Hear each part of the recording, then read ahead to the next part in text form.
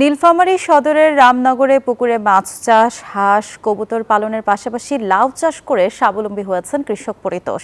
মাসে আয় করছেন ৮০ থেকে ৯০ হাজার টাকা। এ নিয়ে বিস্তারিত জানাতে যুক্ত হচ্ছেন সহকর্মী আব্দুর রশিদ শাহ। রশিদ, কোন কোন পদ্ধতি অবলম্বন করে তিনি সফলতার দিকে এগিয়েছেন, এছাড়া আরেকটু জানাবেন যে খামার নিয়ে তার কি আর কোনো পরিকল্পনা আছে? ধন্যবাদ মনিরা। আমি আছি নীলফামারী সদরের রামনগর ইউনিয়নের একটি বাহালিপাড়া গ্রামে। আপনাকে একটু দেখাই, এখানকার যে কৃষক তিনি হচ্ছেন বিভিন্ন ধরনের কৃষি চাষ করে থাকেন। পাশাপাশি হচ্ছে হাঁস চাষ করেছেন, মাছ চাষ করেছেন, লাউ চাষ করেছেন। এইটি করার পরে তিনি স্বাবলম্বী হচ্ছেন এবং অনেক জনেরই আপনার কর্মসংস্থান সৃষ্টি করছেন বলে আমরা জানতে পেরেছি। তবে আপনাকে যদি জানাই, এইখানকার যে কৃষক পরিতোষ, তার সাথে আমার কথা হলে তিনি আমাদেরকে জানাচ্ছেন যে এই হাঁস কিছুদিন ধরে ডিম দিচ্ছে বলে আমাদেরকে জানিয়েছেন। তবে এর পাশাপাশি লাউ চাষে তিনি সাফল্যের মুখ দেখছেন বলে আমরা জানতে পেরেছি। তবে আমার সামনে কৃষক পরিতোষ আছেন, আমরা একটু তার সাথে কথা বলবো। আসলে আপনি তো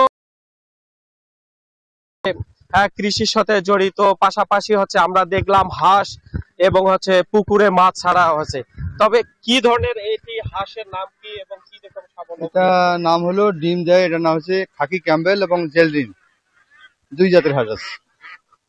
এগুলা ডিম ধরলে 18 মাস পর্যন্ত ডিম দেয়। ইতিমধ্যে তো ডিম ধরছে, হ্যাঁ, কেবলে শুরু হয়েছে আর কি, মানে 15 দিন থেকেই কেবলে শুরু হয়েছে আর কি। এখন এটা ডিমটা সাবেক আসতে এক মাসের উপরে লাগবে আর কি, তাহলে ডিমটা সাবেক হবে। এর পাশাপাশি তো আপনি কি মাছ ছাড়ছেন? মাছ এতে আমি ওই যে ছোট মাছ করি, মানে এর পাশাপাশি হাঁসও কিছু খায়, আমিও বেশি। তাতে হাঁসের ময়লা দিয়ে মাছটা হয় কি, আমার বাড়তি খাবার দেওয়া লাগে না।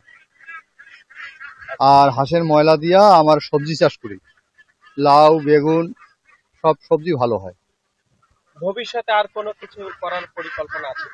পরিকল্পনা এখন যদি একটু মানে পয়সা করি হয়, তাহলে আমি আর একটা ফার্ম যাওয়ার চিন্তা ভাবনা করতেছি। মানে ফার্মের উপর দিয়ে আমার মোটামুটি যা চলে, ভালোই চলে।